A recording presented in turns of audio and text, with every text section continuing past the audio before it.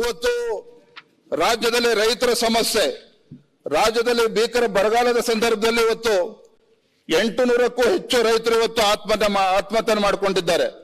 ಮತ್ತೊಂದು ಕಡೆ ರಾಜ್ಯಪಾಲರ ಮುಖೇನ ಹೇಳ್ತಾರೆ ರಾಜ್ಯ ಸರ್ಕಾರ, ಈ ಸರ್ಕಾರ ಬಂದ ಮೇಲೆ ಹೋದ ವರ್ಷಕ್ಕಿಂತ ಈ ಸಲ ಇವತ್ತು ರೈತರ ಆತ್ಮಹತ್ಯೆ ಕಡಿಮೆ ಆಗಿದೆ ಅನ್ನೋ ಮಾತನ್ನ ಮಾನ್ಯ ಮುಖ್ಯಮಂತ್ರಿಗಳು ರಾಜ್ಯ ಸರ್ಕಾರ ಹೇಳಿಸ್ತಕ್ಕಂಥ ಕೆಲಸ ಮಾಡಿದೆ.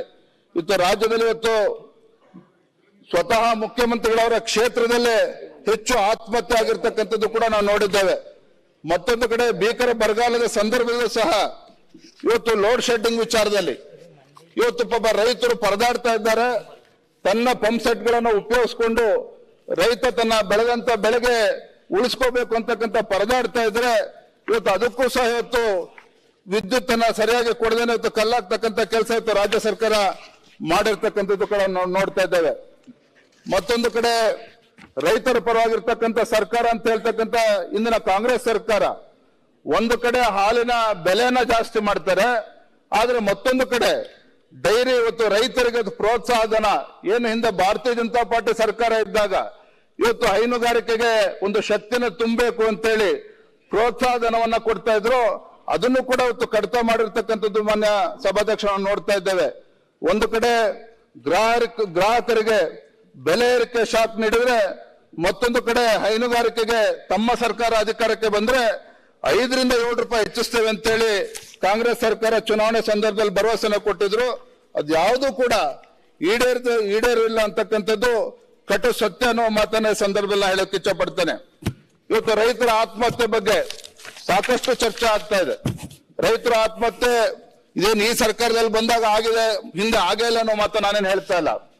ಆದ್ರೆ ಈ ಸರ್ಕಾರ ಇಂಥ ಭೀಕರ ಬರಗಾಲದ ಸಂದರ್ಭದಲ್ಲಿ ರೈತರು ಆತ್ಮಹತ್ಯೆ ಮಾಡ್ಕೊಳ್ತಾ ಇರ್ತಕ್ಕಂಥ ಸಂದರ್ಭದಲ್ಲಿ ಒಬ್ಬ ಜವಾಬ್ದಾರಿತ ಮಂತ್ರಿಗಳು ಯಾವ ರೀತಿ ನಡ್ಕೊಳ್ತಾ ಇದ್ದಾರೆ ಅಂತ ಹೇಳಿದ್ರೆ, ಒಂದ್ ಕಡೆ ಮಾನ್ಯ ಉಪಮುಖ್ಯಮಂತ್ರಿ ಹೇಳ್ತಾರೆ ಇವತ್ತು ರೈತರ ಸಾವಿನ ಬಗ್ಗೆ ಪ್ರತಿಕ್ರಿಯೆಯನ್ನು ನೀಡಿರ್ತಕ್ಕಂಥ ಮಾನ್ಯ ಉಪಮುಖ್ಯಮಂತ್ರಿಗಳು ಎಲ್ಲೇ ರೈತರು ಆತ್ಮಹತ್ಯೆ ಮಾಡ್ಕೊಳ್ತಾ ಇದ್ದಾರೆ, ಇವತ್ತು ಆತ್ಮಹತ್ಯೆ ಮಾಡ್ಕೊಳ್ತಕ್ಕಂಥವ್ರು ಎಲ್ಲರೂ ಕೂಡ ರೈತರಲ್ಲ ಅನ್ನುವ ದಾಟಿನಲ್ಲಿ ಮಾತನಾಡಿರ್ತಕ್ಕಂಥದ್ದು ಈ ಸರ್ಕಾರಕ್ಕೆ ರೈತರ ಬಗ್ಗೆ ಎಷ್ಟು ಕಾಳಜಿ ಇದೆ ಅಂತಕ್ಕಂಥದ್ದು ವ್ಯಕ್ತ ಆಗ್ತದೆ. ಮತ್ತೊಂದು ಕಡೆ ಇನ್ನೊಬ್ರು ಮಾನ್ಯ ಸಚಿವರು ಶಿವಾನಂದ ಪಾಟೀಲ್ ಹೇಳ್ತಾರೆ ಇವತ್ತು ತಮ್ಮ ಸರ್ಕಾರದಲ್ಲಿ ರೈತರ ಆತ್ಮಹತ್ಯೆ ಪ್ರಕರಣಗಳು ಹೆಚ್ಚಾಗುತ್ತಿರುವುದನ್ನ ನಾವು ಒಪ್ಕೊಳ್ತೇನೆ. ಒಂದ್ ಕಡೆ ಸರ್ಕಾರ ಹೇಳ್ತದೆ ತಮ್ಮ ಸರ್ಕಾರದಲ್ಲಿ ಈ ವರ್ಷ ರೈತರ ಆತ್ಮಹತ್ಯೆ ಕಡಿಮೆ ಆಗ್ತದೆ ಅಂತ ಹೇಳ್ತಾರೆ, ಮತ್ತೊಂದು ಕಡೆ ಈ ಸರ್ಕಾರದ ಸಚಿವರೇ ಹೇಳ್ತಾರೆ ಈ ಸರ್ಕಾರದಲ್ಲಿ ರೈತರ ಆತ್ಮಹತ್ಯೆ ಪ್ರಕರಣಗಳು ಹೆಚ್ಚಾಗ್ತಿರ್ತಕ್ಕಂಥದ್ದು ನಾವು ಒಪ್ಕೊಳ್ತೇವೆ.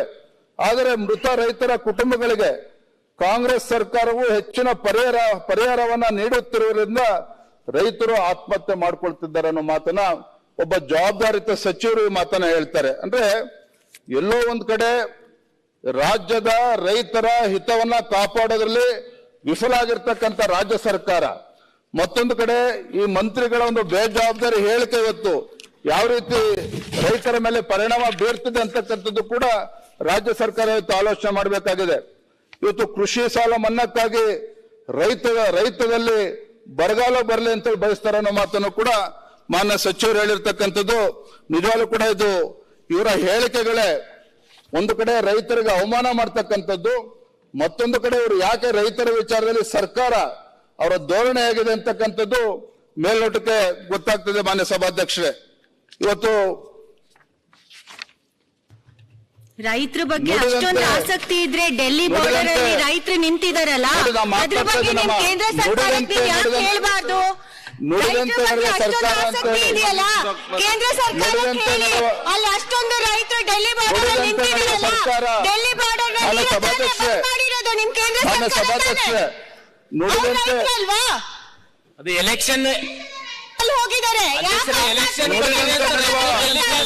ನುಡಿದಂತೆ ನಡೆಯುವ ಸರ್ಕಾರ ಅಂತ ಹೇಳ್ತಕ್ಕಂಥ ಕೂಟದರು ರೈತರಿಗೆ ಎಲೆಕ್ಷನ್ ಬಂದಿದೆ ಅಂತ ಕೂಟದವರು ಅಂತ ರೈತರು ಯಾವ ಪಕ್ಷಕ್ಕೆ ಸೇರಿದವರು? ರೈತರು ಏನಾದ್ರು ಹೇಳಿದಾರೆ ಅಂತ ರೈತರಿಗೆ ನೀವು ಅವಮಾನ ಮಾಡ್ತಾ ಇದ್ದೀರಾ. ಬಂದು ನಮಗೆ ಹೇಳ್ತಾ ಇದ್ದೀರಾ ನೀವು ಫಸ್ಟ್ ನಿಮ್ ಕೇಂದ್ರ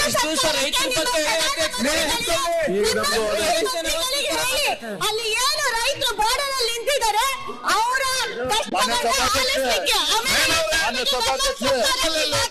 ಮಾನ್ಯ ಸಭಾಧ್ಯಕ್ಷರೇ ನುಡಿದಂತೆ ನಡೀತಕ್ಕಂಥ ಸರ್ಕಾರ ಅಂತ ಹೇಳ್ತಕ್ಕಂಥ ಈ ರಾಜ್ಯ ಸರ್ಕಾರ ಇವತ್ತು ರೈತರಿಗೆ ಬಡ್ಡಿ ರಹಿತ ಸಾಲವನ್ನ 3 ಲಕ್ಷದಿಂದ 10 ಲಕ್ಷಕ್ಕೆ ವಿಸ್ತರಣೆ ಮಾಡಿ ಕನಿಷ್ಠ 3% ಬಡ್ಡಿ ದರದಲ್ಲಿ 15 ಲಕ್ಷದವರೆಗೆ ಸಾಲ ಸರ್ಕಾರದಿಂದಲೇ ಬಡ್ಡಿ ವ್ಯತ್ಯಾಸವನ್ನು ಪಾವತಿ ಮಾಡ್ತೇವೆ ಅನ್ನೋ ಮಾತನ್ನು ಕೂಡ ಅವರು ಚುನಾವಣೆ ಸಂದರ್ಭದಲ್ಲಿ ಹೇಳಿಕೊಂಡಿದ್ರು.